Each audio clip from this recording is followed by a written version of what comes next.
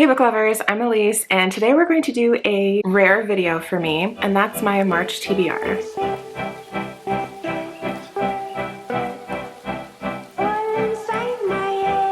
So for quite a while, I think last March, maybe April, was my last TBR video that I've done on this channel. That's mostly just because I usually don't know what I'm going to read every month, and then if I feel like I'm forced to set a TBR, then I feel stressed out about reading all the books that I promised that I was going to read. But this month is going to be very busy.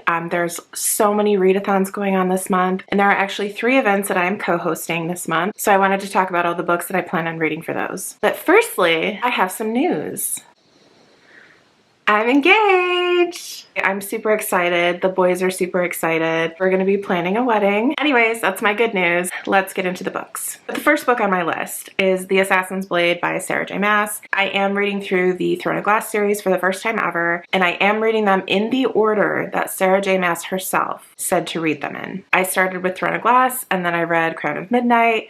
Next, I'll be reading The Assassin's Blade. The next book is Dawn of Onyx by Kate Golden. This is the March pick for the Tales of Starlight Fantasy Book Club hosted by April and Sam. Also, to any book clubs or individuals that I do mention in this video will be linked down below, so be sure to check that out if you want to find out more. This was a fantasy book that I think was first made popular on Kindle Unlimited, and it might still actually be on there. I don't honestly know what this book is about. I just know that I've heard some really good things about it over the last couple of years. When I saw that April and Sam chose this book for their book club this month, I was like, okay, I finally can participate in their book club because I've been meaning to do so for months. The next couple books on this list are for book clubs that I'm actually co-hosting this month, which is really exciting. The first is for the Midnight Society Book Club. Elizabeth from Reading Riley asked me to co-host with her for the month of March, and I, of course, said yes. I'm super excited. So I will be joining Elizabeth and Beth Morvant to talk about the book, and then there was Silence by Candace Robinson. This book, I'm really excited because, first of all, I love the cover. Second of all, it has really good ratings on Goodreads so far, and I can't remember the exact synopsis, so let me look it up real quick. So far on Goodreads, this book has a 4.65 average rating, which is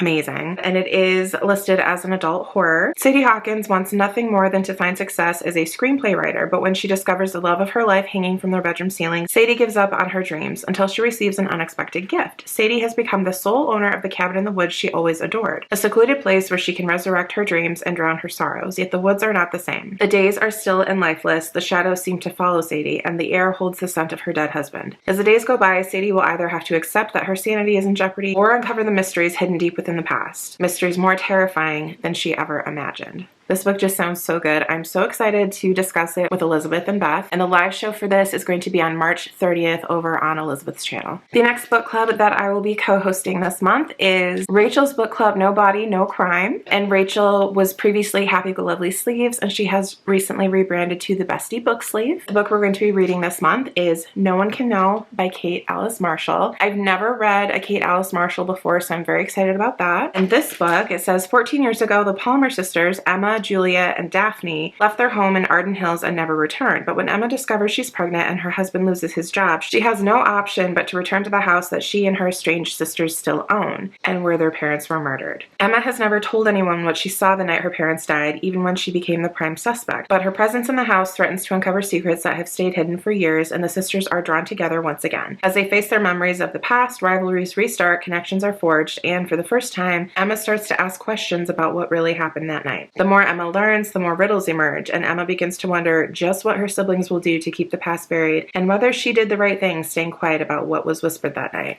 No one can know.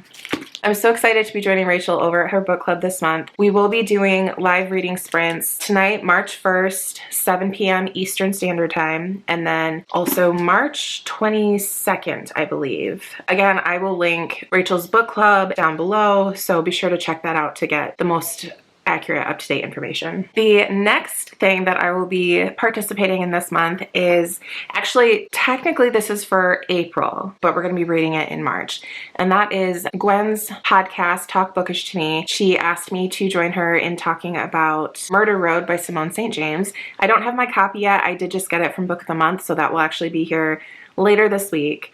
Well, it's Friday, so later next week.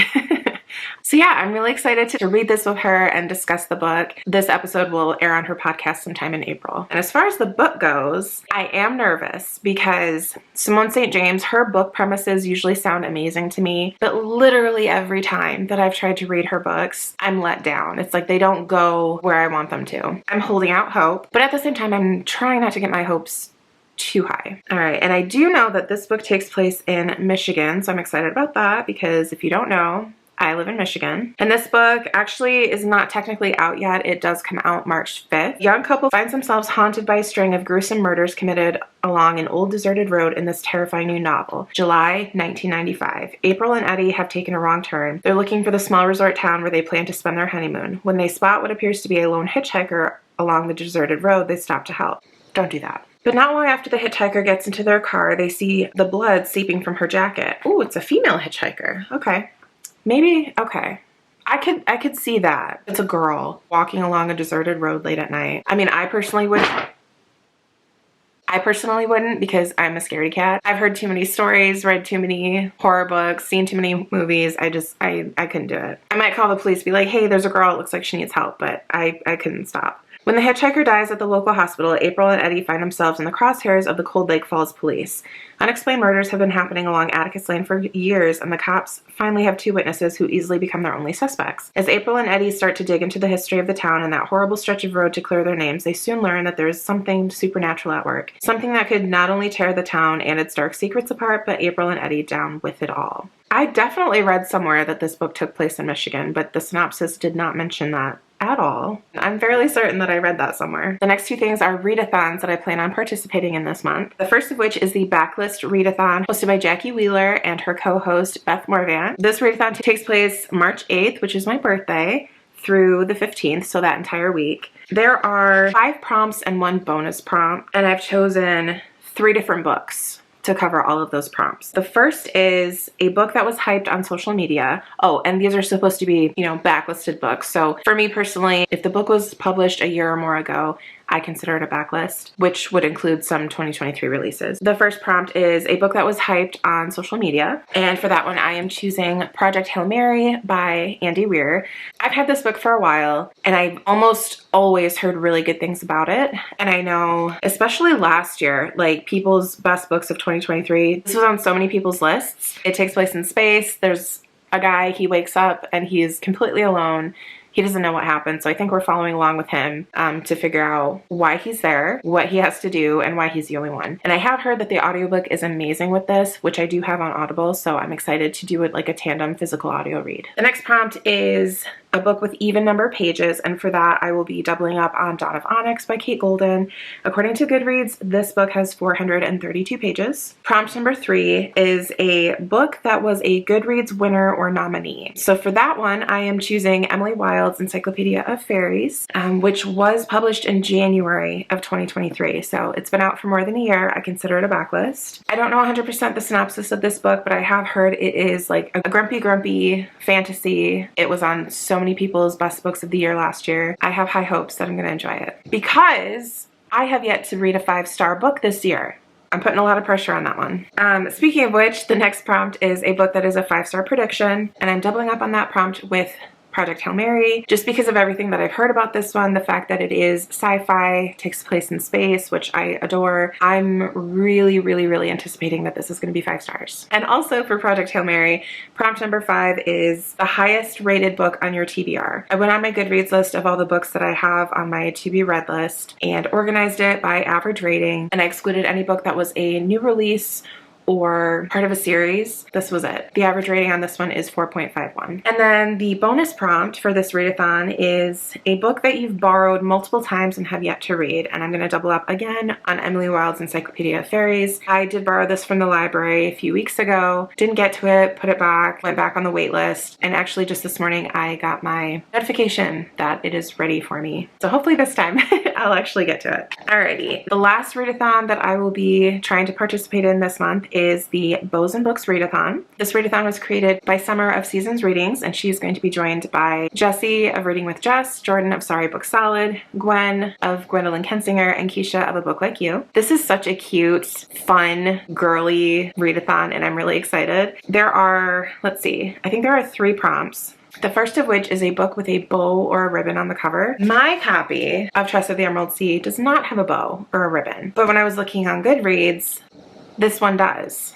So while my copy doesn't have that, there's an existing copy of this book that does, so I'm going to count it. This was another book that popped up on a lot of people's best books of 2023 list. It is a fantasy by Brandon Sanderson about this girl named Tress. She lives on an island and then is stowing away on a ship and going on this grand adventure. The next two prompts for this readathon are to read a book written by a female author and then also to select. Summer created this graphic with like 5 different bows.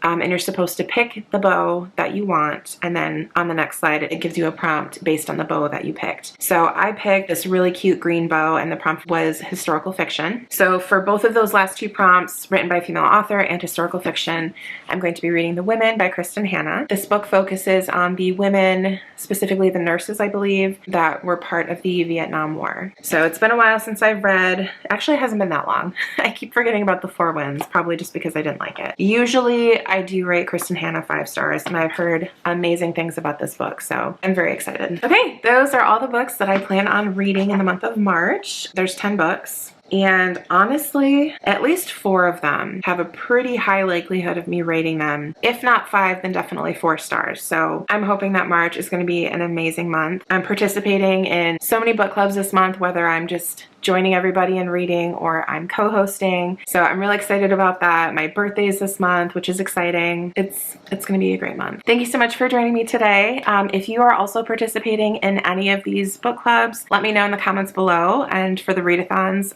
what you're choosing to read for the prompts. Please remember to like and subscribe, and until next time, bye.